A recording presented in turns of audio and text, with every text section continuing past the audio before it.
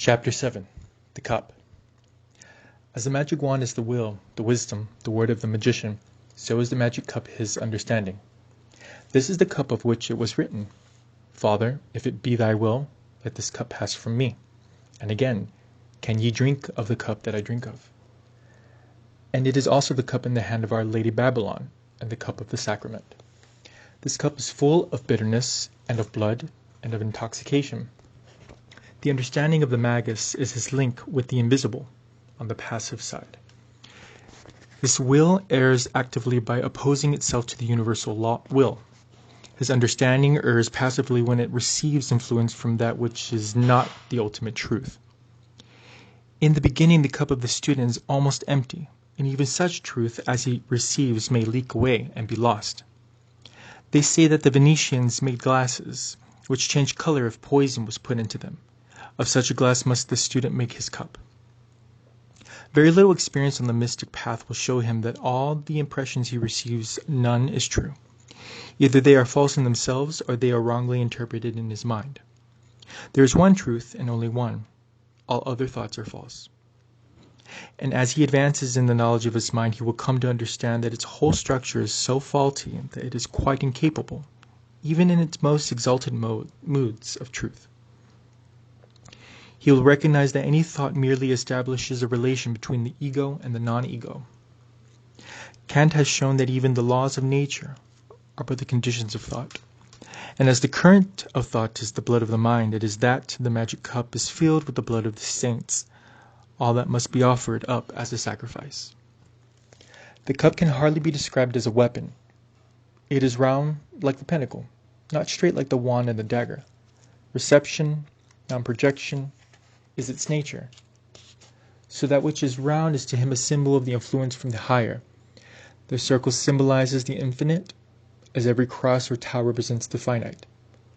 That which is foursquare shows the finite fixed into itself. For this reason the altar is foursquare. It is a solid basis from which all the operation proceeds. One form of the magical cup has a sphere beneath the bowl, and is supported upon a conical base. This cup, crescent, sphere, cone, represents the three principles of the moon, the sun, and fire, the three principles which, according to the Hindus, have course in the body. This is the cup of purification, as Zoroaster says.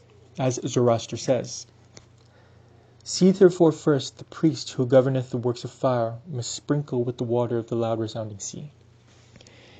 It is a sea that purifies the world, and the great sea is in the Kabbalah and name of Vina, understanding. It is by the understanding of the magus that his work is purified. Vina, moreover, is the moon, and the bowl of this cup is shaped like the moon. The moon is the path of Gimel, through which the influence from the crown descends upon the son of Tifereth. And this is based upon the pyramid of fire which symbolizes the aspiration of the student. In Hindu symbolism, the Amrita, or dew of immortality, drips constantly upon a man, but is burnt up by the gross fire of his appetites. Yogins attempt to catch and so preserve this dew by turning back the tongue in the mouth. Concerning the water in this cup, it may be said that just as the wand should be perfectly rigid, the ideal solid, so should the water be the ideal fluid. The wand is erect and must extend to infinity. The surface of the water is flat and must extend to infinity. One is the line, the other the plane. But as the wand is weak without breadth, so is the water false without depth.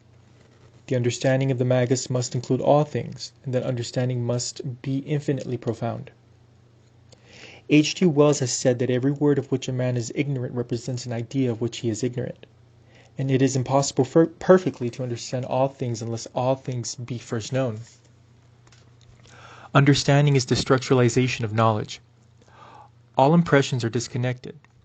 As the babe of the abyss is so terribly aware, and the master of the temple must sit for 106 seasons in the city of the pyramids because this coordination is a tremendous task. This is nothing particular occult in this doctrine concerning knowledge and understanding. A looking-glass receives all impressions but coordinates none. The savage has none but the most simple associations of ideas. Even the ordinary civilized man goes very little further. All advance in thought is made by collecting the greatest possible number of facts, classifying them, and grouping them.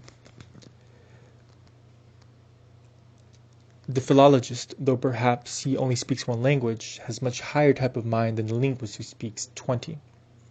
This tree of thought is exactly paralleled by the tree of nervous structure. Very many people go about nowadays who are exceedingly well informed, but who have not the slightest idea of the meaning of the facts they know. They have not developed the necessary higher part of the brain. Induction is impossible to them. This capacity for strong away facts is compatible with actual imbecility. Some imbeciles have been able to store their memories with more knowledge than perhaps any sane man could hope to acquire. This is the great fault of modern education. The child is stuffed with facts, and no attempt is made to explain their connection and bearing. The result is that even the facts themselves are soon forgotten.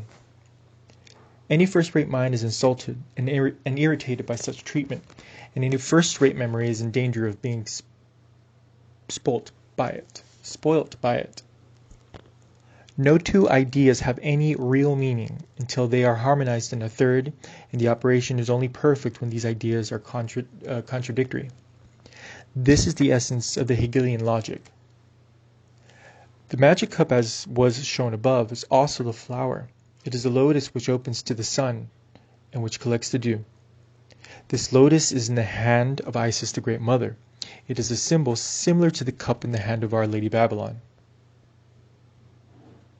There are also the lotuses in the human body, according to the Hindu system of physiology, referred to in the chapter on Dharanya. There is the lotus of 3 petals in the sacrum, in which the Kundalini lies asleep. This lotus is the receptacle of reproductive force. There is also the 6-petaled lotus opposite the navel, which receives the forces which nourish the body. There is also a lotus in the solar plexus which receives the nervous forces. The 6-paralleled lotus in the heart corresponds to Tiferet, and receives those vital forces which are connected with the blood. The 16-petaled lotus opposite the larynx receives the nourishment needed by the breath. The 2-petaled lotus of the pineal gland receives the nourishment needed by thought, while above the junction of the cranial is that sublime lotus of 1,001 petals, which receives the influence from on high, and in which, in the adept, the awakened Kundalini takes her pleasure with the Lord of all. All these lotuses are figured by the magic cup. In man they are but partly opened, or only open to their natural nourishment. In fact, it is better to think of them as closed, as secreting that nourishment, which, because of the lack of sun, turns to poison. The magic cup must have no lid, yet it must be kept vialed most carefully at all times, except when invocation of the highest is being made. This cup must also be hidden from the profane. The wand must be kept secret lest the profane, fearing it, should succeed in breaking it, the cup least wishing to touch it, they should defile it. Yet the sprinkling of its water not only purifies the temple, but blesses them that are without. Freely it must be poured. But let no one know your real purpose, and let no one know the secret of your strength. Remember Samson. Remember Guy Fawkes.